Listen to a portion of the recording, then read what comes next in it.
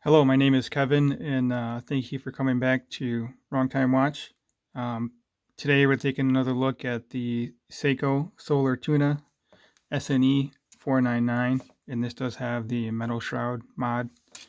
This is the factory plastic shroud. Had this watch on the wrist for a week, and like to give an update here. So it's a very comfortable watch to wear. The lug-to-lug measurement is smaller than the case diameter. The case diameter on this is 46.8 millimeter with this metal shroud, and with the plastic shroud it's about 46.3. So the metal adds about half a millimeter to the diameter.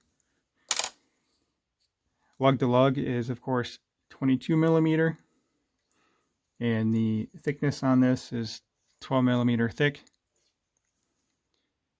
It's been a great watch to wear. I actually quite like this watch more than I thought I would. Pretty sure this is going to be a keeper in my collection, at least for a while here. So this is the special PADI special edition. You see it says PADI there, PADI Solar Divers 200. It has a wave pattern to the dial here, which is a neat touch. The Lume is very good on this, which I'll demonstrate towards the end of the video. You can see on here it says Air Divers 200 meter special edition. Now it's not limited or anything, it's just special edition, whatever that's supposed to mean. So it does have a screw down crown, of course. Unfortunately it has a Hardlux crystal, which I managed not to scratch or ding or anything in the past week, so that's good. The bezel is slightly proud of the crystal, and that helps with that. So it has the V157 solar movement with a 10-month power reserve. And this is actually ISO diver. It does have the tick marks on every minute on the bezel. This silicone strap. It's actually blue if you look at it compared to this SKX171 strap. And then I have a turtle silicone strap here. They feel pretty similar. Actually, I grabbed the wrong end. The other end here has different hole pattern. These are slots versus round hole. So, sorry. So a couple issues, not really issues, a couple things I noticed with this watch is if you look at the triangle here, you can see the triangle doesn't fully fill the top and bottom of that bezel. So you see blue on a diagonal slashed over here with the red slashed over there. I mean, it's not a big deal. It's just kind of weird if you look at it compared to my SKX009. And this has an aluminum bezel insert, and this feels like some kind of plastic. And also, I may have to zoom in here. You can probably see it here, but there's metal on this part of the bezel here.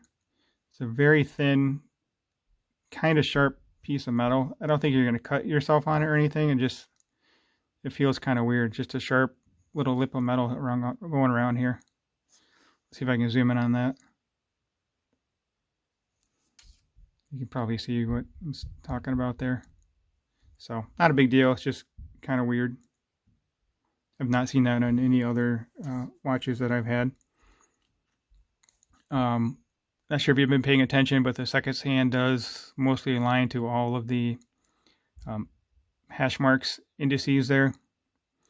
I really don't pay much attention to that, but I know it does bother some people. So, you know, not a big deal to me. The date, you know, take it or leave it. At least it's at an actual indice position. I've seen some that are at like 5.5, which is just weird. If any, I don't mind a 3 o'clock position and the 6 o'clock position. 6 o'clock is probably my favorite.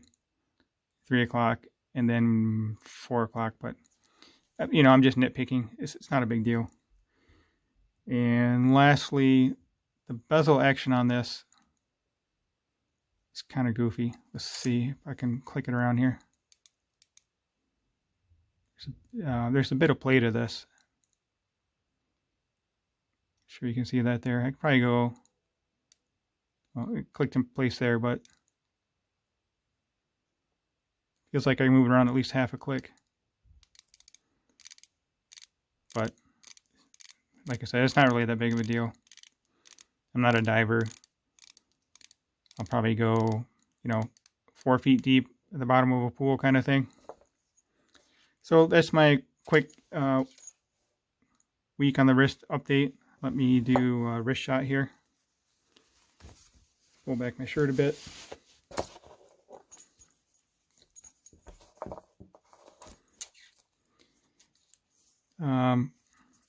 The strap, it doesn't seem to be as dirty as that black silicone that I had with the turtle.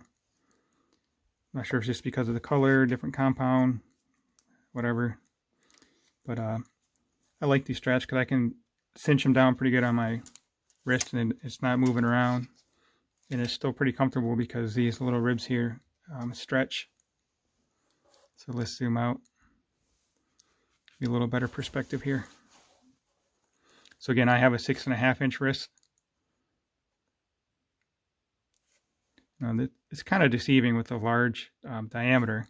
Again, being 46.8 with this metal shroud on it. Normally, if you heard that, you would think it's a gigantic watch, which it kind of is, but the short lugs make this real nice to wear. So there it is on my wrist. I will go ahead and do a Lume shot here, and I'll cut to that video in a moment. And if you could, I'd appreciate it if you could like the video, subscribe, leave a comment. I greatly appreciate it. So let me cut the video out here, and we'll go to the Lume shot, just so you can see. We're going to have Casio Duro, the Solar Tuna, and then SKX. So again, we have on the left the Casio Duro. In the middle, we have the Solar Tuna. And on the right, we have the SKX 171. The Duro Lume is not good at all, so that's kind of a good analog to have in here for standard watch Lume. And then on the right, of course, the Seiko SKX has very respectable Lume. And as you can see, the Solar Tuna outshines the SKX. And actually, I don't know if you can see on camera, I can see it here by eye. The minute hand is, I guess that would be a green Lume. Yeah, a green Lume. And then everything else is the blue Lume. So that's pretty neat. I didn't notice that at first. So again, have any questions, feel free to leave them in the comments. And as always, thank you for watching.